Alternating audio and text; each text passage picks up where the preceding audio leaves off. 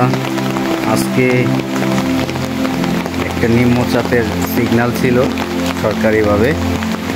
এই জন্য দেখেন চাঁদপুরে কি প্রচুর পরিমাণের বৃষ্টি হচ্ছে, ঘর থেকে বেরোনো যায় না। সেই গতকালকে রাত্র থেকে প্রচুর বৃষ্টি। গতকালকে বিকেলে কিছু টাইম বৃষ্টি হয়েছিল, কিন্তু তারপর আবার একটু বৃষ্টি কম ছিল। কিন্তু রাতের থেকে যে বৃষ্টিটা শুরু হয়েছে, এখন দিনের প্রায় 12টার বেশি, তারপরও বৃষ্টি কমে নাই। দেখেন প্রতিটা বাড়ির ঘরের দুয়ারের সামনে সামনে প্রচুর পরিমাণ পানি হয়েছে।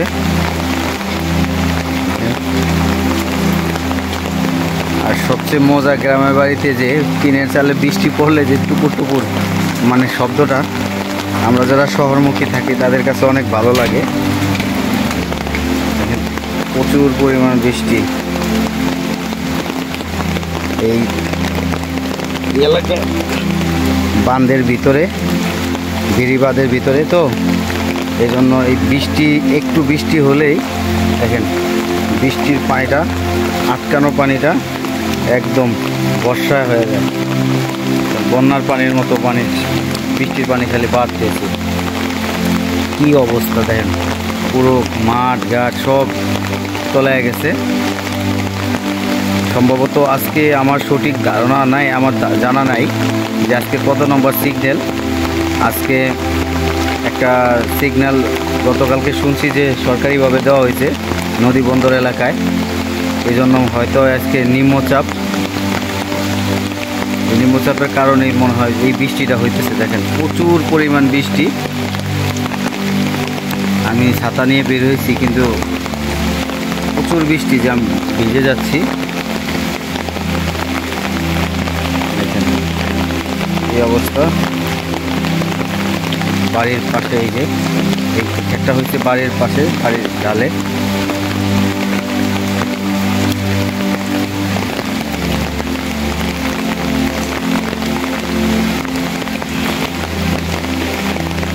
এই যে বাড়িটা, বাড়ির পাশেই ঢালে এই জমিটা।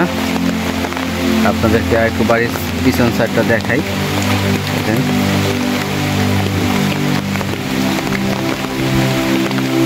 কি পরিমাণ পানি!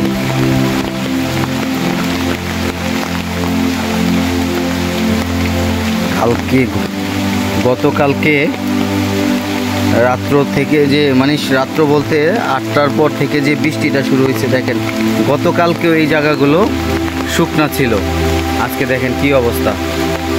গতকালকে রাত্রের থেকে বৃষ্টি শুরু হওয়ার পর থেকে আজকে এই বেলা 12টা সাড়ে 12টা পর্যন্ত বৃষ্টিতে পুরো এলাকা তলায় গেছে। বন্যা, অলরেডি বন্যা হয়ে গেছে।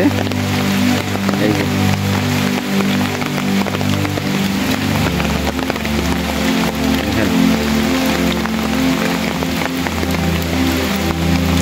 একদম কতটুকু বাড়ির সীমানা পর্যন্ত চলে আসে এই যে বন্যার পানি। বন্যা তো না, মানে বেড়িবাঁধের ভিতরে বৃষ্টির পানি এগুলো সব। এটা কিন্তু কোনো বন্যার পানি বা কোনো নদীর পানি না, এগুলো সব বৃষ্টির পানি। কি পরিমাণ বৃষ্টি হইতেছে! আর সব দেখেন বাগানের ভিতর দিয়ে ওই পাশের বাড়িতে যাওয়ার রাস্তা। এটা এমন কোনো জায়গা নাই যেখানে পানি না হয়েছে। প্রচুর বৃষ্টি হইতেছে এখানে।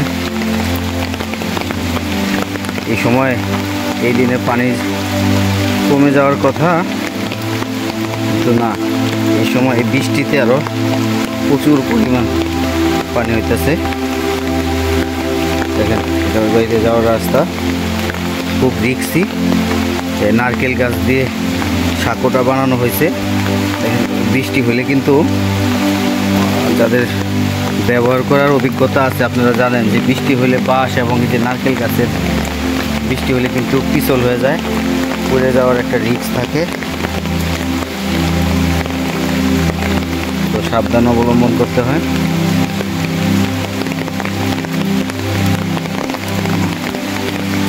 মনে হয় যে পিছন থেকে আরেকজন আইতেছে, ভয় লাগতেছে। ঠিক আছে। কি অবস্থা দেখেন। আর এই যে জমিটা দেখেন, এই যে কচু ক্ষেত লাগানো ছিল, ফসলের একদম 12টা বেজে গেছে। দেখেন সাঁকোটার এই সাইড থেকে দেখাই, পুরো অবস্থা খারাপ। একটা ছোট খালের মতো বাড়ির পাশের এই অবস্থা, কি পুরো ক্ষেতটাই পানির নিচে, অবস্থা খারাপ দেখেন।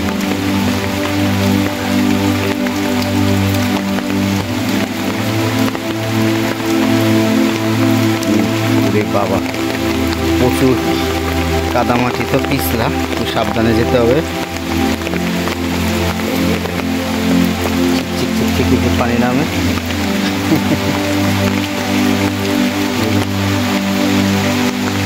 বাগানের পানিগুলো যেভাবে নামতেছে,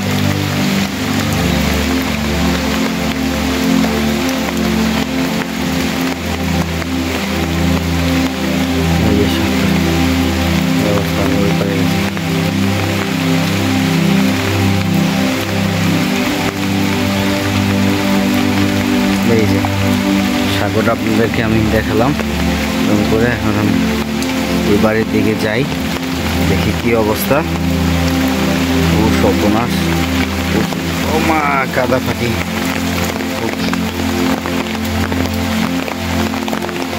পাশে একটা গভীর জঙ্গল, এটার পাশ দিয়েই ওই বাড়িতে যেতে হয়।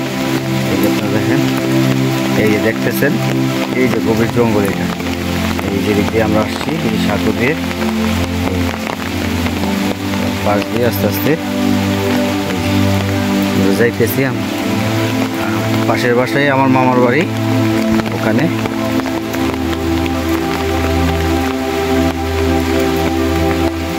পুরানো পরিত্যক্ত ঘর।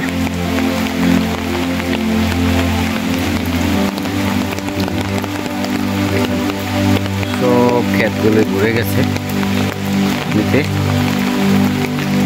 এটা মানে এই সময়ে, এই দিনে নাকি পানি কমে যাওয়ার কথা। এই দিনে এই নিম্নচাপের কারণে আর বৃষ্টির কারণে এখন বেড়িবাঁধের ভিতরে যারা থাকে তাদের অবস্থা খুবই খারাপ। প্রচুর বৃষ্টি হইতেছে, বৃষ্টির কারণে পানি আরও বাড়তেছে। যাই হোক,